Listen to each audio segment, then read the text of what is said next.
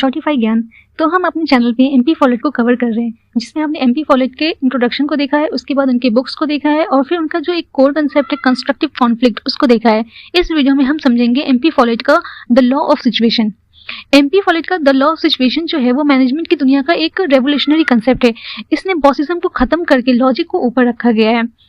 MP Follett का मानना था कि बॉस को इसलिए नहीं सुनना चाहिए क्योंकि वो बॉस है, बल्कि उनको इसलिए सुनना चाहिए क्योंकि सिचुएशन की मांग है। पावर पोजीशन से नहीं बल्कि नॉलेज और सिचुएशन से आनी चाहिए। तो चलिए समझते हैं इसको डिटेल में। तो ऑर्डर कौन देता है?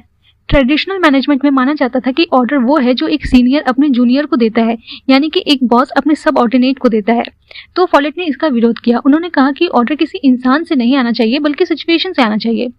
जब एक बॉस ऑर्डर देता है तो वर्कर का ईगो हर्ट होता है, उसे लगता है कि कोई उसे दबा रहा है। लेकिन जब सिचुएशन ऑर्डर देती है तो वर्कर उसे खुशी खुशी मान लेते हैं, क्योंकि इसमें उनको लॉजिक दिखता है, गुलामी नहीं। लेकिन ये जो प्रोसेस है इसको हम कैसे फॉलो करेंगे? तो उसके लिए एमपी फॉलेट ने एक प्रोसेस बताया है, डीपर्सनलाइजिंग ऑर्डर।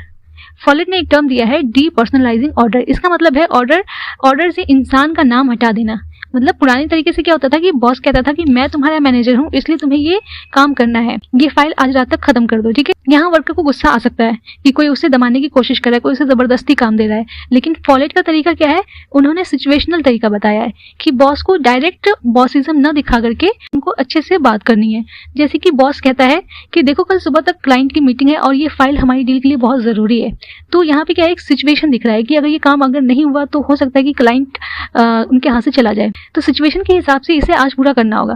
तो यहाँ वर्कर को ये समझ में आएगा कि काम जरूरी है।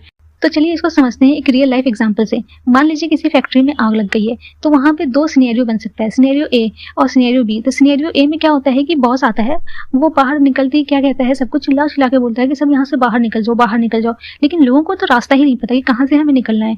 वहीं सिनेरियो बी क्या होता है कि एक सिक्योरिटी गार्ड होता है ऑफिस में, उसको सारी चीजें पता है कि कहाँ से लोग निकल सकते हैं, कहाँ से कौन जा सकता है। तो वो सबको बोलता है कि सब एक लाइन बनाओ और पीछे वाले दरवाजे से निकल जाओ। तो यहाँ पे सिचुएशन क्या बनता है? इस वक्त सिचुएशन गार्ड के फेवर में है। बॉस को भी गार्ड की बात माननी पड़ेगी क्योंकि उस वक्त की सिचुएशन गार्ड को लीडर बनाती है। इसके तीन बड़े फायदे हैं। फर्स्ट फायदा क्या है? No resistance. जब वर्कर को लगता है कि सिचुएशन मांग है तो वो नखरे नहीं करता। सेकंड फायदा है इसका प्रोफेशनलिज्म। ये मैनेजमेंट को एक साइंटिफिक और लॉजिकल लुक देता है। थर्ड इसका फायदा है फ्लेक्सिबिलिटी। जैसे ही सिचुएशन बदलती है लीडर भी बदल सकता है। इससे ऑर्गेनाइजेशन हमेशा एक्टिव रहती है। तो ये था एमपी फॉलेट का द लॉ ऑफ सिचुएशन। अब इसके बाद हम एमपी फॉलेट का power with versus power over cover करेंगे। Thank you so much.